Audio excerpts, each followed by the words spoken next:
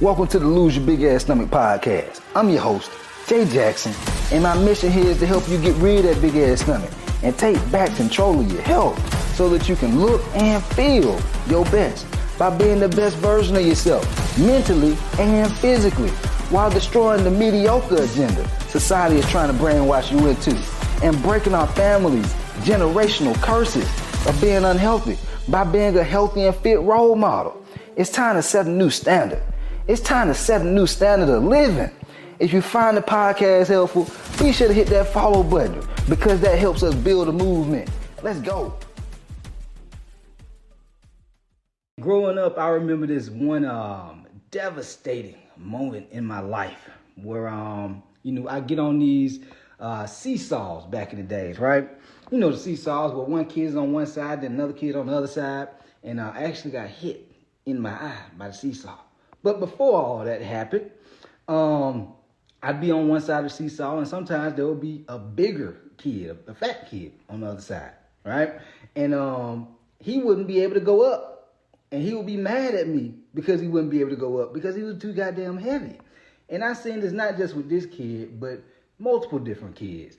And it kind of just reminded me of like the good habits versus bad habits. You have habits that weigh heavier on your life than other habits. And so if you have more bad habits, then you go find your life not looking the way you want it to, AKA big ass stomach, AKA you having health issues and whatever else, like far as like bad habits you might have. It's always going to show you, man. But if your good habits outweigh your bad habits, then you go find yourself living a more, prosperous life. You're going to feel more proud of yourself, man. And so here's the thing.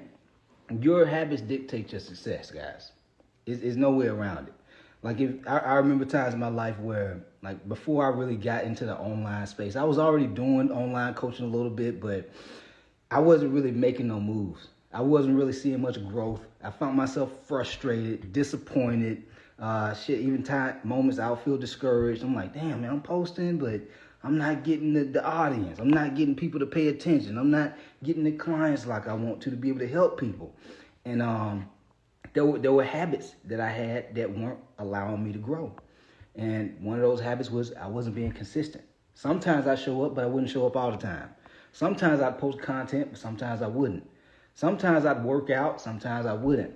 Like I had no structure around what I was doing, and that's not a good habit. If you don't have structure around what you're doing, that's how you find yourself overwhelmed. That's how you find yourself getting inconsistent results. See, a lot of y'all, you're like, man, I can't be consistent, man. That's why I can't lose no weight. Well, one of the reasons you can't be consistent is because you're lacking structure. If you don't have structure around what days you can work out, what time of day you're going to work out, how long can your workout be? How many meals are you going to eat on a daily basis, right? What foods are you going to eat? If you don't have structure around these things, even how much you eat, that's structure. And so if you don't have that structure, you're going to be inconsistent because you really don't know what the hell you need to be doing. You just know, I'm supposed to work out. I'm supposed to eat healthy. That's not enough.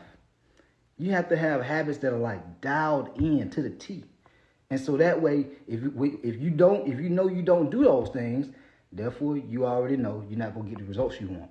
But if you hit these habits, these key habits that you know are going to help you, like people inside my coaching program, they know, even though I map their whole meal plan, I show them what to eat, how much to eat, how often to eat, I still tell their ass to track it.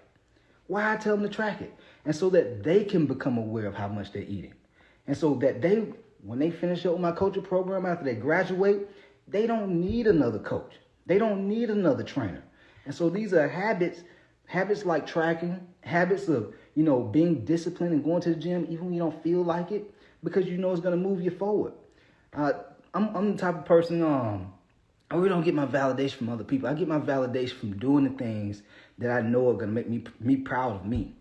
Because there's plenty of days, man, I don't know if y'all ever feel like this, but I can get into ruts really quick. Like, I'm not one of them folks, I can just wake up and just be all amped up and excited about life, even though I believe I'm living out my purpose. Like, I feel like purposes can change, but at this point in my life, this shit lights me up. I love doing fitness coaching. I love helping people transform their body, which helps them transform their life. You know what I'm saying? And so by me doing the habits of posting content, doing the podcast, going live, all these types of things, that validates me. That makes me, I'm winning because I'm running the play. We do check-ins every week, right? And, my clients, they fill out this check-in form to let me know what type of victories they had the week prior, what type of challenges they had. And a couple of my coaching members, I was mentioning to them, man, all you want to focus on doing is winning the day. Don't worry about the whole month. Don't worry about the whole year. Don't worry about the 3 months of the program or the 12-month program. Worry about that day. That day, you win your morning. What does winning your morning look like? That means taking 10, 15 minutes just to plug in all the meals and snacks you go eat. If you go work out in the morning, get your workout in. I don't give a damn if you're tired. Go get your workout in. Because you go win the morning by doing those things. You see what I'm saying? Then afternoon come around. You eat your lunch. You might be like, man, I really don't feel like eating this healthy food. I really just want to go to Chick-fil-A. But you eat the meal that's going to help you lean out. You eat the healthy food, right? It's going to make you feel better. That's one of the habits that's going to lead you in the right direction. But a lot of y'all, you have these bad habits. If you have these bad habits, what's going to tend to happen? You go find yourself getting big old ass stomach from them bad habits. You see, these bad habits add up, y'all. You see, some of y'all don't just eat bullshit in the morning. Then you'll do it in the afternoon. Then you start feeling bad about yourself. The negative self-talk creeps in. And then you do it in the evening. And then you like, damn, well, I messed up yesterday. I might as well just go ahead and do the same thing today. Then those habits, those negative habits, they keep stacking. And when those negative habits keep stacking, like I was just mentioning about the seesaw, it weighs down on one side of that seesaw. And so you have to start eliminating habits. Like success, guys, is not so much about adding new things. It's about eliminating things, removing. And so just have that picture of a seesaw in your head. That seesaw, that side that's on the ground, and all those negative habits, you got to start removing them to make room for the other side to get heavy.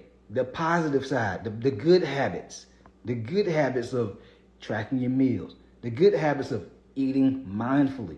I don't know if y'all know this, but we ain't getting no younger. We getting older. And so if your ass ain't eating right, if you ain't eating vegetables, you ain't eating fruit. Some of y'all, you grown as hell in your 30s, 40s, and 50s, ain't ate a vegetable or a fruit in I don't know how long. And you think that nothing ain't gonna happen. You think that your health just you gonna have a good, clean bill of health. No fiber, no antioxidants in your diet. Like, guys, these things are important. How y'all think folks be out here having strokes and heart attacks and type 2 diabetes, heart disease, lifestyle related, man, and the things that you eat. And so you got to start stacking these habits, being mindful, having structure, being consistent, being disciplined, and even the habit of your self-talk, how you talk to yourself when you endure not just the good times, but adversity. Do you have a bad habit of, man, whenever things get bad, I just go into a depression. I just isolate myself from the world. I stop doing everything that helped me. If you have a habit of negative self-talk, yeah, I can tell you your future. You're going to find yourself not getting the way you want to be at. You're going to have a hard time until you start changing the way that you communicate with yourself. Not just with how you communicate with other people, how you communicate with self. If you start empowering yourself, that's a habit. Change the habit. Man, it goes from, here's the bad habit of negative self-talk. Damn, man, I missed that workout. I could have did it this morning. Man, fuck, I just start up next week, man. Damn, this is just a bad week. Negative self-talk.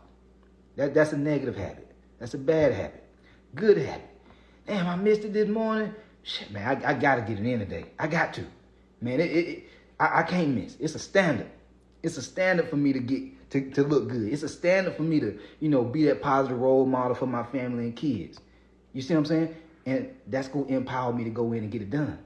Different habits of self-talk. when you do these things, guys, this is how you get the results you want to keep them. It's not oh, well, can I just get a meal plan and a workout plan? It's so many people that go their whole life, hey, can I get a meal plan and a workout plan? Then they go to another drink. Can I get a meal plan and a workout plan? Then they go to another drink. What supplements do I need to take? Can I get a meal plan and a workout plan? And they ass still be struggling. Why y'all think that is? Because it's not always about having the structure. That's important, but it's also how you communicate with yourself. Like, guys, this is a lot of personal development and self-improvement that we have to go through. One thing I love about fitness, it's a lot like business.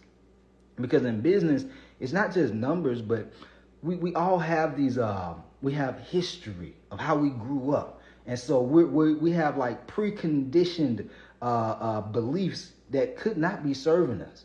Like when I was growing up, I used to believe that being big boned was a thing because I had so many people around me that was heavy, that was overweight and obese. So I thought it was a real thing. That was a part of my beliefs. And so part of self-improvement is realizing, dang, man, some of the things I'm believing ain't really right. And I learned some of these things from people that I love and care about. That means that they wasn't right.